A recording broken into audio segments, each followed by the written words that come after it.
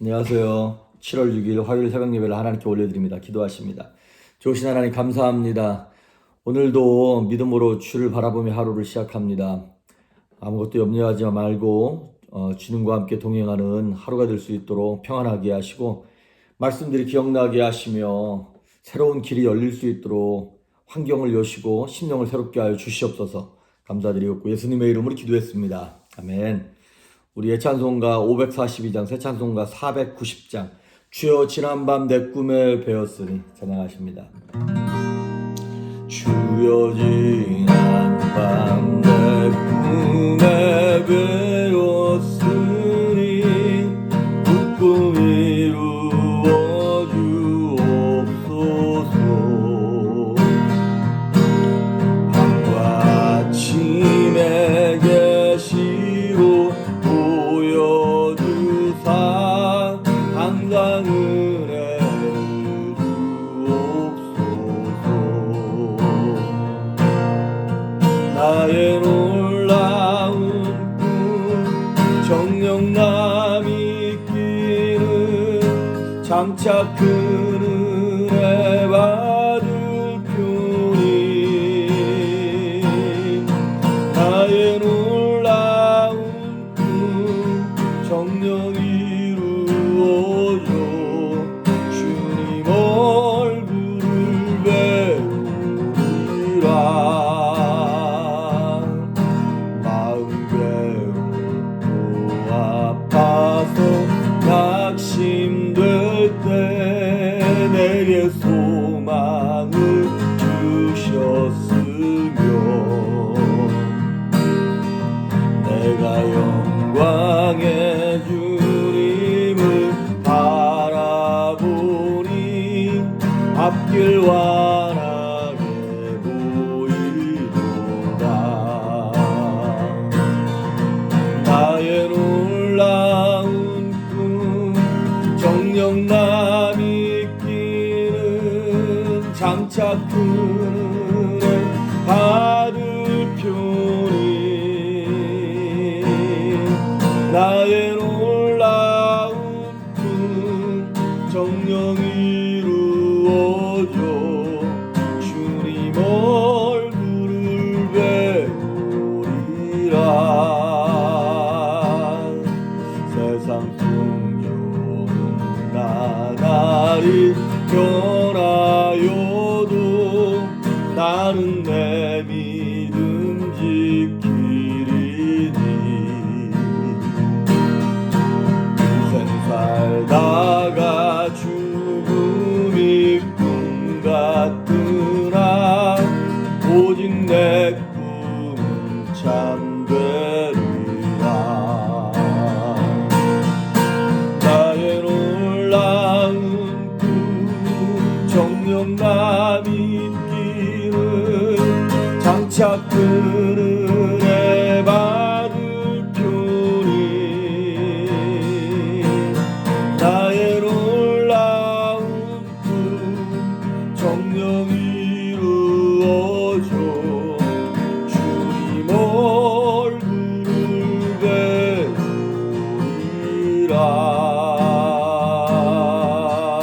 배우리라.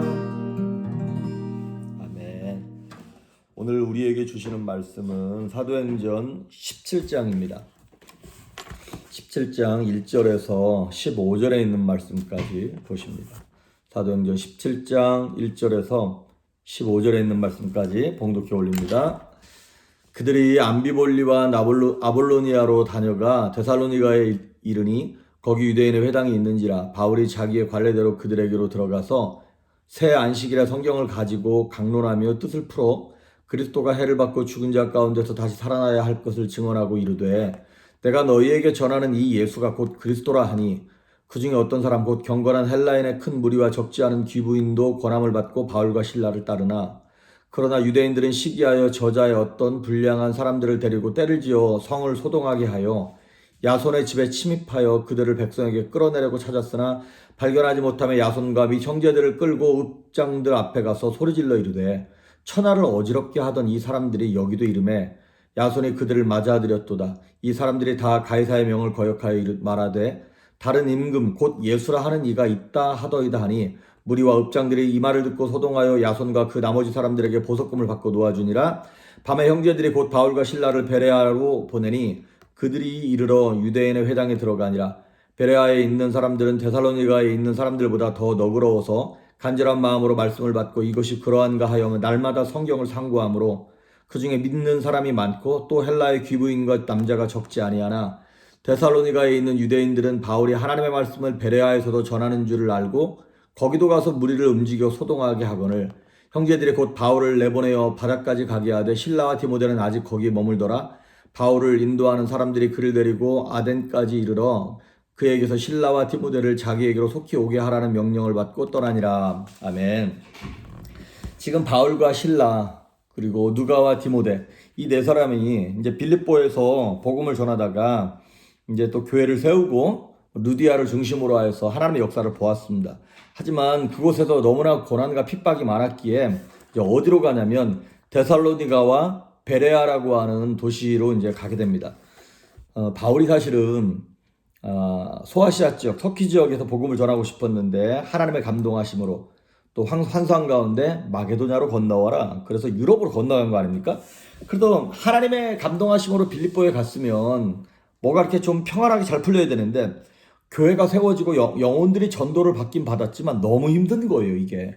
그리고 또 유대인들이 일어나서 바울과 실라와 그 막 전도팀을 핍박하고 그러니까 이제 데살로니가와 베레아로 갔는데 하나님께서 저들의 삶을 또 위로하세요. 데살로니가와 베레아에 가서 이제 거기서 교회가 세워지고 거기서 이제 복음의 역사가 이제 전해지게 됩니다.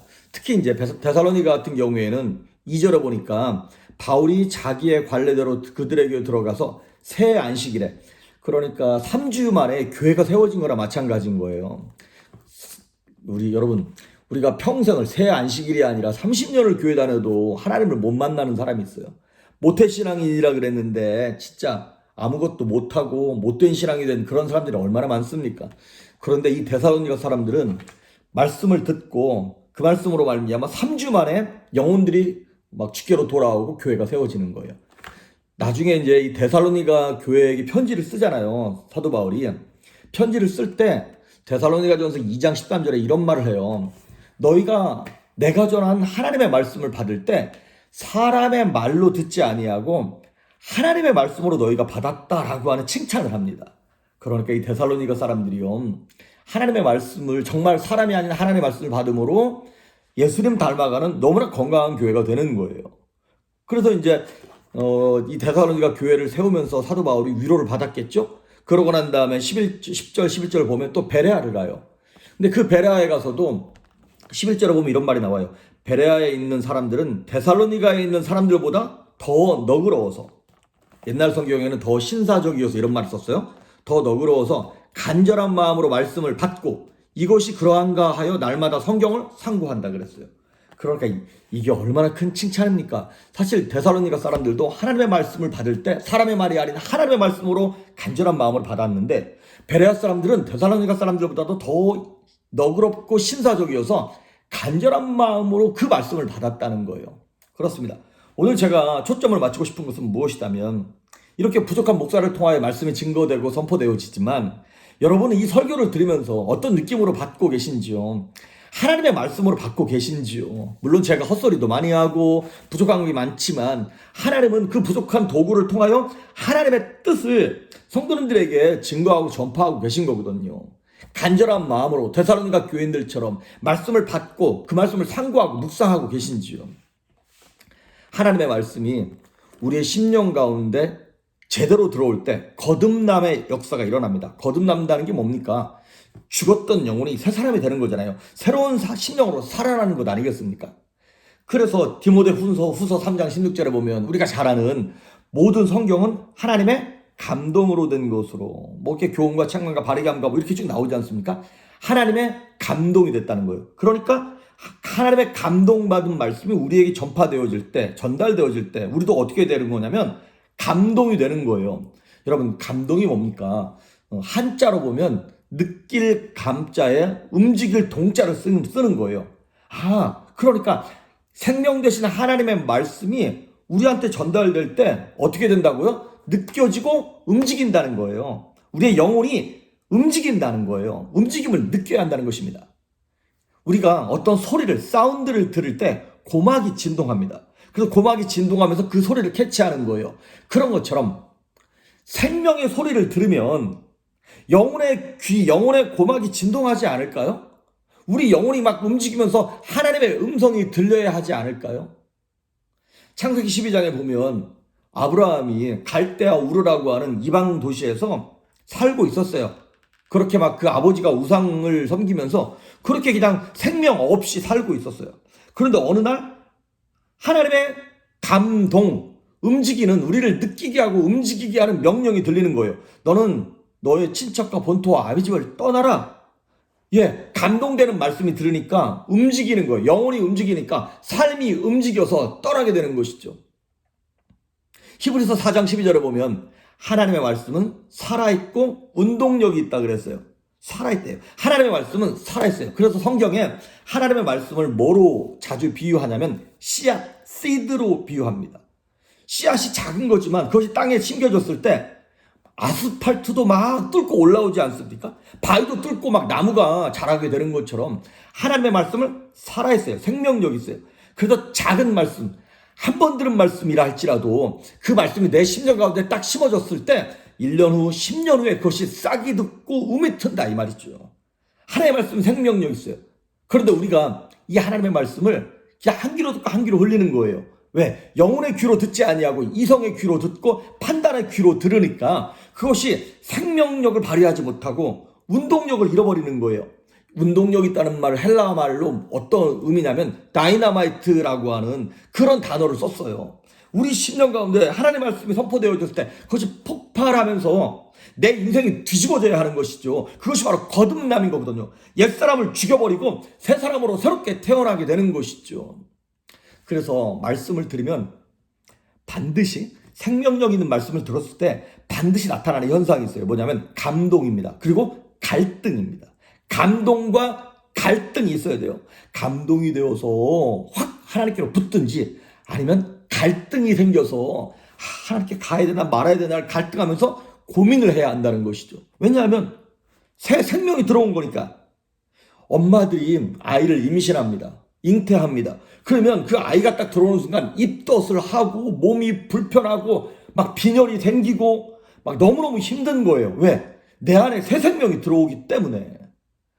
그러니까 옛 자아를 쫓던 내 삶 속에 하나님의 새 생명이 딱 들어오니까 그것으로 말미암아 내가 갈등하면서 결국에는 하나님이 원하시는 생명의 자리로 우리가 결단하게 되는 것이죠. 그래서 여러분, 하나님의 말씀이 들어오면 새 생명이 들어왔기 때문에 새 생명이 들어왔다는 얘기는 새 기준이 생겼다는 얘기예요. 옛날에는 내 맘대로 옛 자아를 따라 살았는데 하나님의 생명이 들어오니까 하나님의 기준이 생긴 거예요. 그것 때문에 갈등하면서 결국에는 올바른 방향으로 나아갈 때 나타나는 현상이 무엇이냐면 회개입니다. 그러니까 온전히 갈등함으로 회개하게 되면 옛날에 죄라고 느끼지 못했던 것들이 갈등이 되면서 죄라고 인식되고 자각되는 거예요. 그 순간 내가 회개하는 순간 새 생명이 되는 것이죠. 일본 속담에 이런 말이 있습니다. 불편한 것은 감추고 냄새나는 것은 덮는다.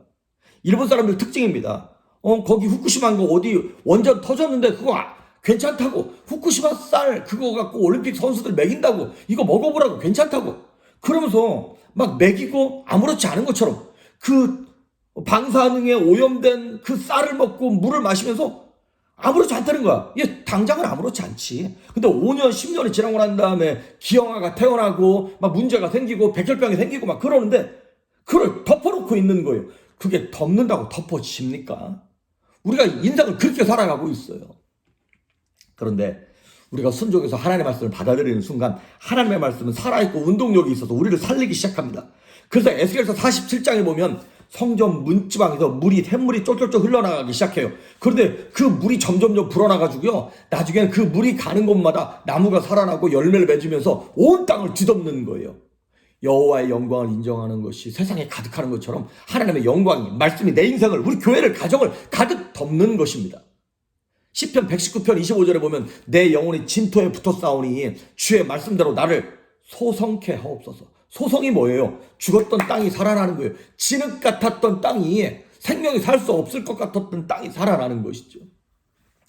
그래서 에스겔 37장에 보면 그 막 마른 뼈들을 향하여 하나님이 명령하게 하세요. 에스겔 선지자를 통하여 뼈들아 들어라. 그랬을 때 생기야 들어가라. 그랬을 때 뼈들이 살아나면서 이 뼈 저 뼈가 들어맞으면서 군대를 이뤘던 것처럼 하나님의 말씀이 명령으로 들리셔야 합니다. 그 명령으로 들린 말씀 때문에 우리가 갈등하고 회개하며 감동하면서 인생이 뒤집어지는 그 진동을 느껴야 합니다. 영혼의 진동. 예레미야 20장 29절에 보면 하나님의 말씀이 반석을 쳐서 부스러뜨리는 방망이 같고 불같지 않냐 그랬어요. 예, 하나님의 말씀이 불 같아가지고 내 심령의 죄를 다 태우는 거예요. 그래서 내 차가웠던 마음, 냉랭했던 영혼이 막 뜨거워지기 시작하면서, 여러분 몸이 차가우면 혈액순환이 안 돼가지고 암 걸린다 그러잖아요. 근데 몸의 온도를 1도만 올려도 암세포가 죽어나가는 것처럼 영혼의 온도를 뭘로 올리는 거냐면 말씀으로 올리는 겁니다. 말씀을 어떻게 함으로 올리는 거냐? 심령이 뜨거워져서 순종하는 거예요. 말씀을 듣기만 해도 되는 것이 아니라 말씀을 순종함으로 내 영혼의 온도가 올라가는 것이죠.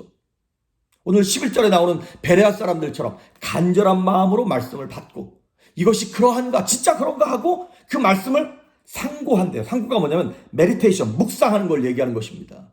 우리는 사람을 묵상하고 환경을 묵상하고 문제를 묵상합니다. 그 사람이 왜 그 말을 했을까? 막 그러면서 막 내가 왜 그때 이렇게 말해서 받아치지 않았을까? 막 후회를 묵상하는 거예요. 그거는 우리를 죽이는 것입니다. 말씀을 묵상해야 됩니다. 하나님의 말씀이 내 발의 등이고 내 길에 빛이 되시는 말씀이고, 주님께서 말씀하시기를 너희는 아무것도 염려하지 말아라, 내가 너희와 함께 할 거야 라고 하시는 그 말씀을 주야로 묵상했을 때 영혼이 진동하는 것입니다. 시편 1편에 보면 복 있는 사람은 여호와의 율법을 즐거워하며 그 율법을 주야로 묵상, 주야로 밤낮으로 그거 훈련해야 됩니다. 우리가 주야로 하나님의 말씀을 묵상하지 않으면 세상 것이 우리 묵상되어질 수밖에 없습니다.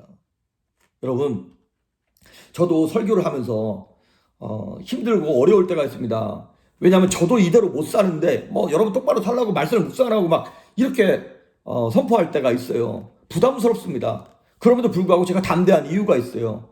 왜냐하면 저는 온전치 못한 인생이지만 하나님의 말씀은 온전하거든요. 그러니까 저는 선포만 하면 하나님의 말씀 자체가 능력이기 때문에 그 말씀이 성도는 여러분들의 삶을, 영혼을, 가정을, 자녀를 진동시키는 거예요. 그래서 여러분, 인간의 말로, 목사의 말로 듣지 마시고 하나님의 말씀으로 들으시고 그 말씀이 정말 그러한가 묵상하시고 순종할 때 여러분의 진동된 영혼을 통하여 가정이 진동되어지고 감동되어지고 이 땅이 변화되는 그런 역사를 우리가 이루기 위하여 쓰임받는 저와 여러분 될 수 있기를 주의 이름으로 축복합니다. 기도하십니다. 좋으신 하나님 감사합니다.